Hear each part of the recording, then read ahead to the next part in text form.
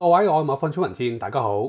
前幾期我哋曾經同大家報道過而家身為呂健威馬房嘅副練馬師薛順強嘅愛子薛少恒而家喺澳洲已經攞到城市騎師嘅執照即係話可以由鄉村馬場轉到城市馬場出賽。見到薛少恒嘅 IG 最近傳嚟喜訊因為啱啱過去咗個星期六，即係11月8號，薛少恒成功贏咗位於澳洲萬富源馬場嘅第一場嘅頭馬。呢場嘅勝利亦係屬於佢個人首場喺城市馬場賽事嘅頭馬，真係值得恭喜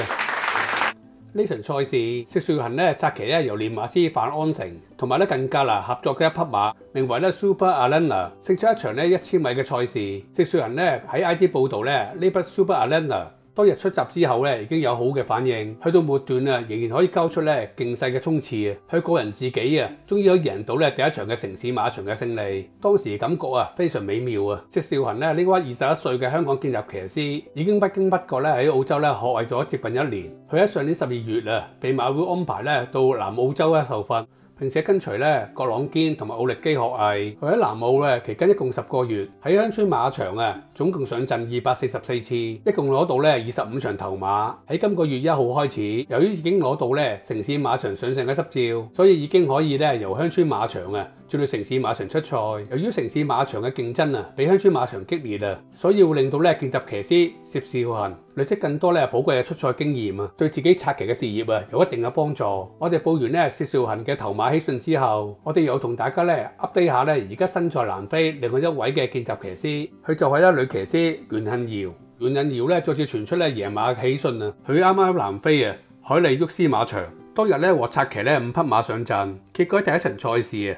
策騎一匹名為Lava Seven 嘅馬，勝出咗一場1200米嘅賽事。其實袁杏堯喺上個月初都已經騎過呢匹Luna Seven， 包括一場1000米賽事。當時人馬初次合作跑到第7名過終點。今次1個月之後，人馬再次合作，真情報跑1200米賽事，結果可以打開勝利之門。傳來好消息，袁杏堯而家喺南非累積咗贏咗3場頭馬紀錄。講真話頭馬數字唔係太多，所以佢更加要加油袁杏堯未去南非之前，曾經去過南澳同埋新西蘭受訓一段日子。起初因為南澳嘅簽證問題，所以輾轉去咗新西蘭繼續受訓不過又因為新西蘭未能夠做到工作簽證，而令到佢需要翻香港。翻到香港之後喺晨操都曾經幫過練馬師姚本輝同埋何偉傑操過幾匹馬。呢位曾經同黃寶妮雙雙喺澳洲受訓嘅女見習學員，當時翻到嚟香港之後，一度令人以為佢會喺今季出道，但係最終馬會決定再次安排袁杏堯去南非學藝多一段時間。喺今年9月中，袁杏堯被安排到咗南非之後，憑住而家喺香港開倉嘅練馬師季福特嘅仔季輝定嘅支持，好快贏咗嚟南非嘅第一場嘅頭馬。而家袁杏堯應該已經適應咗南非受訓嘅日子，我哋希望佢可以繼續交出頭馬。我哋日後如果一有袁杏堯嘅消息，將會同大家立即報道今次11月12日星期3法湖谷野馬賽事將會跑9場賽事，頭場嘅開跑時間晚上6點40分。至於今次賽事跑道將會有 A 跑道，呢條法湖谷 A 跑道個闊度有30.5米，闊度係各條跑道之冠。呢條跑道表面上可以俾陣上每一匹馬有足夠空位衝刺，但好多時對於放頭嘅馬或者跟前嘅馬匹較為有利尤其係有利於內能嘅馬匹。另外對於一啲貼能嘅後追馬，往往都有機會容易受困到時影響發揮。所以呢條跑道總括嚟講對騎師要策騎後上嘅馬將會有一定嘅考驗如果中意留意跑道嘅朋友，到時可以參考下。講翻今次賽事，我哋想同大家分享嘅消息馬，呢匹馬其實最近啱啱至贏完，莫喺操練做完功夫之後，認為再跑入3甲機會都好大。認為騎師如果再次發揮得好，到時分分鐘可以添食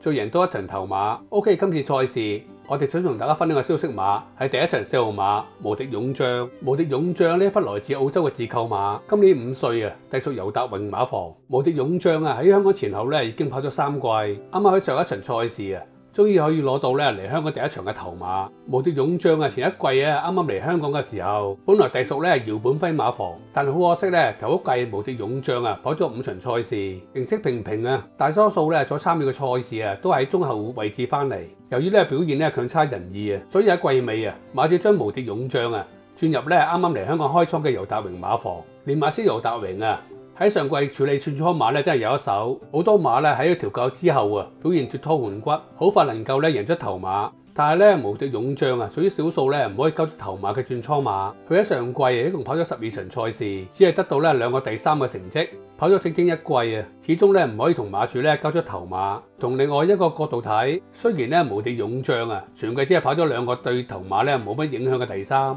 但係反映到咧無敵勇將啊，自從降落咗5班之後，開始可以交出咧接近3甲嘅成績，令到幕後咧對呢匹馬咧開始有啲憧憬啊！其實咧無敵勇將嘅父系同埋母系啊有一定嘅質素，佢哋都有好嘅口碑，佢哋嘅子嗣啊都分別有好嘅成績。其實咧無敵勇將嘅父系啊，勇武兒啊都有好多子嗣啊喺香港出賽，大部分嘅子嗣啊喺香港都有好嘅成績，所以咧馬主當然引入無敵勇將啊都有一定嘅憧憬。無敵勇將啊喺今季咧跑咗2場沙田1000米賽事，由於喺沙田出賽啊個競爭係比較大，所以冇特登轉場啊報跑咧發育高1650米賽事，結果咧即時咧可以交出咧嚟香港第一場嘅頭馬。講翻呢場賽事，值得一讚嘅係首次咧改配事前咧未有冇一個咧無敵勇將任何一課嘅騎師周俊樂。因為呢場賽事啊，騎師周俊樂發揮得係非常好啊！呢場賽事啊喺開閘之後，無敵勇將啊係其中一匹咧反應好快嘅參賽馬，但係騎師周俊樂啊將無敵勇將啊輕輕撳住，並且將馬匹啊留守喺貼欄咧馬群中間嘅位置。呢場賽事啊頭2段嘅時間啊做得相當快，比起標準時間啊差不多快咗咧1秒半咁多啊！但係騎師周俊樂啊沿途一啲都冇受到影響，只係繼續將馬匹啊跟住前邊嘅馬群，直至入到隻路之後，騎師樂仔啊將無敵勇將啊由內欄位置啊微微西出，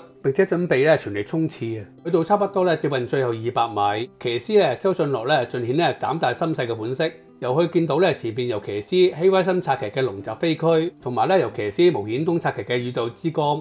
兩匹馬中間咧露出一條跑線，即時咧當機立斷，從兩匹馬中間咧穿過之後咧無敵勇將啊發揮凌厲嘅後勁啊！瞬間啊彈甩其他對手，跟住咧直奔終點啊！最後以3又4分新馬位距離啊輕鬆取勝啊！呢場嘅勝仗啊，並且成為咧練馬師尤達榮啊今季嘅開齋馬。呢場頭馬雖然無敵勇將啊沿途都貼住條欄，你可以話慳到位，但係睇翻呢場賽事啊，佢做出嘅全場時間1分39秒72，真係唔簡單。呢個時間啊，除咗絕對咧比同班啊5班嘅時間快之外，甚至乎咧比高1班去到4班嘅時間都要快咗接近4線。另外我都提過啊，呢場賽事啊頭2段嘅時間做得相當快，比標準時間啊快咗接近1秒半咁多。但係咧無敵勇將啊喺咁快步速之下，仍然做出咧全場最快嘅末段時間，並且以輕鬆姿態啊彈甩對手。總括嚟講啊，呢場賽事人馬表現得相當出色啊！賽事之後，無敵勇將咧休息幾日，跟住就直接咧上咗從化。喺從化，馬特登安排無敵勇將喺多日咧用馬會嘅新設備馬匹水中嘅步行機啊，提升馬匹嘅氣量啊同埋運動量啊。期間咧再安排1課嘅快跳同埋1課嘅試習，希望提升咧無敵勇將嘅狀態啊。嚟緊嘅星期3發育谷賽事，無敵勇將啊繼續報跑咧上次贏馬路程。發育高1650米，聽到消息，無敵勇將嘅狀態啊，同上次一樣，持續勇態啊。今次喺騎師配搭方面，當然會繼續用翻咧上次騎師周俊樂。無敵勇將啊，上次贏馬之後咧，被加咗9分。都喺孭磅方面啊，由上次123磅，今次減咗樂仔2磅之後，實質要孭到咧130磅，比上次咧孭多7磅。根據消息，馬後對呢7磅咧唔係咁擔心，因為過往啊無敵勇將啊曾經以131磅都可以2次跑入3甲，加上今次檔位啊同上次一樣啊都抽到第5檔，所以大致走位啊應該同上次差唔多。當然啦，無敵勇將啊今次有機會咧成為眾矢之的，成為其他馬匹嘅假想敵。但到時咧騎師入到直路之後，只要醒醒定定，唔好俾其他馬匹封住，咁就好大機會啊可以令到馬匹咧再次入海泉門，贏到一場頭馬。所以馬後對嚟緊嘅星期3賽事，對騎師同馬匹咧都有一定嘅信心。另外大家可以留意到啊，今年練馬師尤達榮啊同騎師周俊樂合作雖然唔多，今年合作啊暫時5次啊攞到1冠2季嘅成績，合作成績都相當好啊。可能練馬師尤達榮啊見到騎師周俊樂啊上次發揮無敵勇將啊非常好啊，所以嚟緊嘅星期3賽事啊，大家將會加強合作。馬房當中咧有3匹馬咧都交俾咧騎師周俊樂策騎。樂仔啊呢個世界仔一定把握呢個機會，令到得到咧多一位嘅練馬師嘅信任，從而日後啊可以大大提升佢自己嘅成績。OK， 多謝大家收睇，希望咧如果中意呢條片嘅朋友可以俾個 like 我啦。另外咧，如果未訂閱我呢個頻道嘅，希望可以得到你嘅訂閱啦。多謝大家嘅支持，拜拜。